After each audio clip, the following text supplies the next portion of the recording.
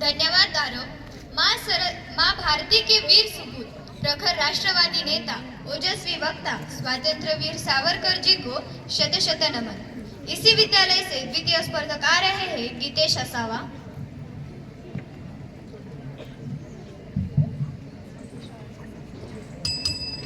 हम इतिहासों के पन्ने हैं, भूगोल बनाने वाले हैं। हम श्वेत कबूतर ने रूठे जनगण मन गाने वाले हैं।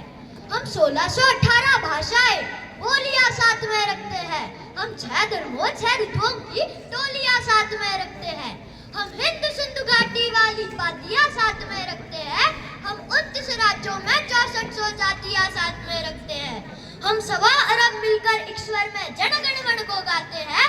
हम उत्तर से दक्षिण तक अमर तिरंगे को फहराते हैं। हम रेत समंदर पर्वत झरने नदियां है कालिंदी है, जन जन से राष्ट्र संगत गूंज रही। हम वो पावन हिंदी है, हम वो पावन हिंदी है। आदर करता हूँ, अभिनंदन करता हूँ, आए हुए अतिथियों का शत शत वंदन करता हूँ।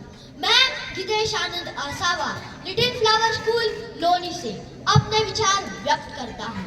एक भारत श्रेष्ठ भारत। दोस्तों, हमारा भारत देश कितनी विविधता से भरा हुआ है। अनेकों भाषाएं, अनेकों बोलियां, अलग अलग खान पान, कितना कुछ अलग है, लेकिन भारत एक है।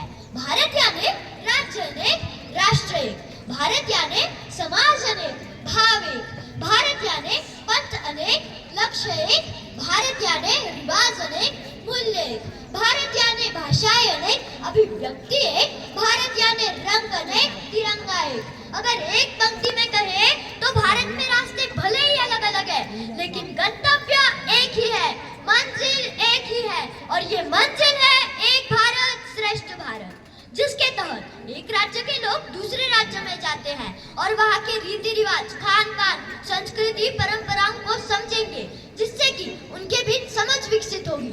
परिणामतः उनमें भाईचारा मजबूत होगा। यह सपना उस संपूर्ण देशवासी का सपना है जिसके हृदय में मातृभूमि के प्रति देश प्रेम की ज्वाला जल रही है, दीपक जल रहा है, क्योंकि जो भरा नहीं है भावों से, बहती जिसमें रसधार नहीं, हृदय नहीं वह पत्थर है जिसमें स्वदेश का प्यार नहीं, जिसमें स्वदेश का प्यार नहीं। लेकिन मैं पूछता हूँ, एक भारत श्रेष्ठ भारत कार्यक्रम करा लेने से, मेरे भाषण दे देने से, आपकी तालियां बजा देने से, हमारी एकता के बड़े बड़े पोस्टर लगा देने से सरदार वल्लभ भाई पटेल जी का सपना एक भारत श्रेष्ठ भारत साकार हो सकता है?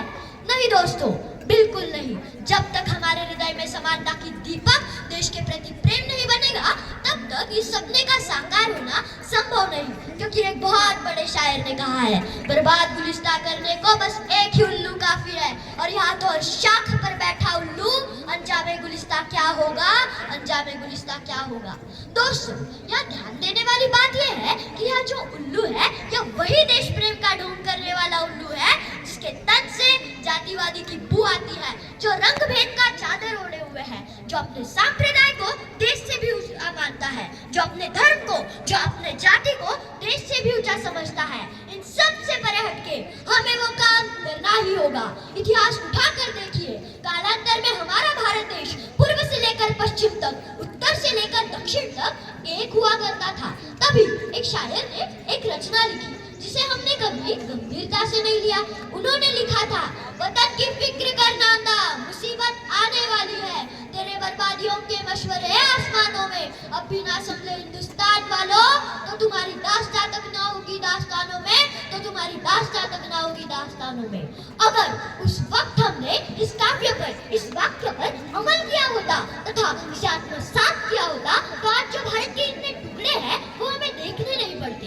हमें इस परिणाम को देखते हुए सचेत होना चाहिए। आखिर क्या कमी रह गई हमारे भारत देशवासियों के अंदर? हमें मिलकर एकता के लिए कदम से कदम मिलाकर चलना चाहिए। दोस्तों, 125 करोड़ आबादी वाला देश है भारत, जिसमें से 125 करोड़ में से एक आप हैं, 125 करोड़ में से एक मैं हूँ।